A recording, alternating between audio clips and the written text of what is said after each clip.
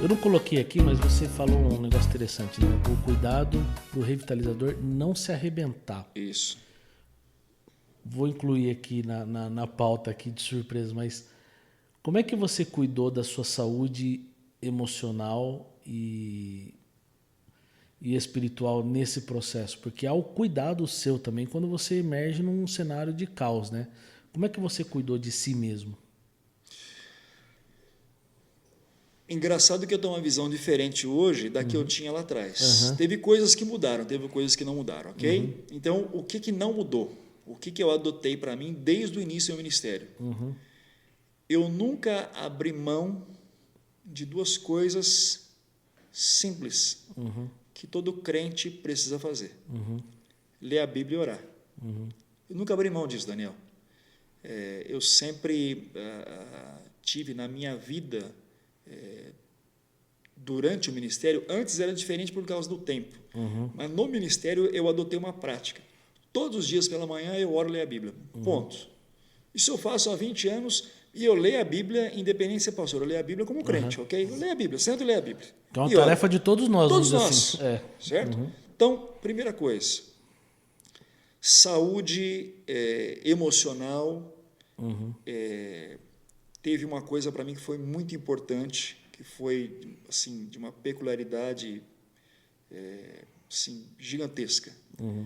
Eu tive o privilégio de ouvir pastores mais velhos e mais experientes.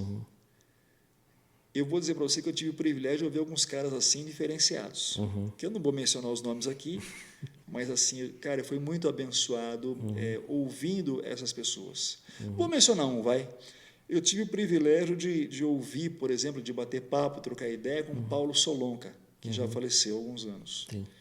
Rapaz, quando o Paulo contou dos desafios que ele teve no ministério, como que ele lidou com uma série de questões, puxa vida, como abençoado eu fui com aquilo, né? E outros pastores do mesmo nível assim, né? Alguns talvez não tão conhecidos, mas que serviram de referência.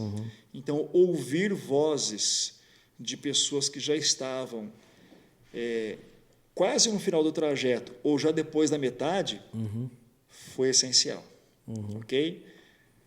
Aí tem um terceiro elemento que entra na história nos últimos 10 anos. E hoje eu falo desse terceiro elemento, que é o cuidado com a saúde física. Esse é um cuidado essencial que o pastor precisa ter. O cuidado com a sua saúde física é algo assim crucial. O pastor precisa se cuidar. Às vezes a gente cuida demais os outros e não se cuida. O líder revitalizador é um cara que vive estresse. Precisa se cuidar fisicamente, emocionalmente, precisa se cuidar espiritualmente. Disciplina espiritual, leitura da Bíblia, jejum, oração, né? Por amor a Deus. Ter bons amigos, se possível, amigos que já fizeram caminhadas mais longas, né? E cuidado de si mesmo. Quando Paulo fala para Timóteo sobre cuidado, tem uma coisa interessante, porque ele fala assim para Timóteo: cuida de ti mesmo e cuida da sã doutrina. Mas a sã doutrina vem depois do cuidado pessoal. Porque se você não cuida de você, como é que você vai cuidar dos outros? Exato. Então é sensato o conselho de Paulo. Primeiro você cuida de você. Se você cuidar de você, você está em condição de cuidar dos outros.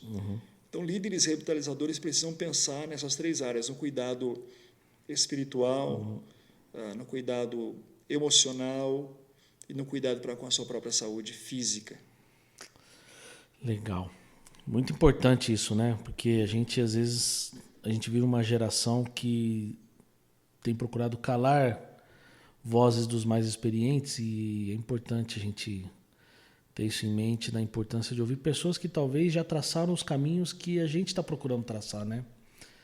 E lá na frente, ouvindo essas vozes, podem nos ajudar a percorrer certos caminhos que pessoas já enfrentaram, e pode nos ajudar com ferramentas, né? Isso é muito importante. Tem uma coisa que nós precisamos levar em conta.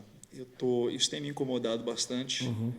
Eu não tenho dados claros sobre isso. Não me atentei, ou melhor, não investi tempo para pesquisar isso.